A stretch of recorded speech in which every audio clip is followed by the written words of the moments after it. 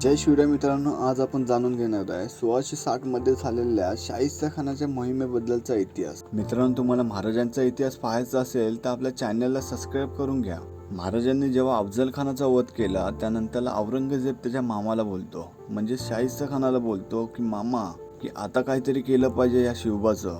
आता काही केलं नाही मग शिवबा काय आपल्याला सोडत नाही. खान मात्र त्याला बोलतो की करूया काहीतरी लवकरच करूया. परंतु हे शाहिस्ता खानाला आणि औरंगजेबाला पण माहिती होतं की शिवबा काही छोटा मोठा माणूस नाही. पण ज्याने अफजल खानाचा वध केला तो अफजल खान, ज्याने औरंगजेबाला एक वेळ कैद केलेलं. शाहिस्ता खान दिल्लीतून निघताना त्याच्याबरोबर 1,00,000 फौज आणि बराचसा दारू गोळा.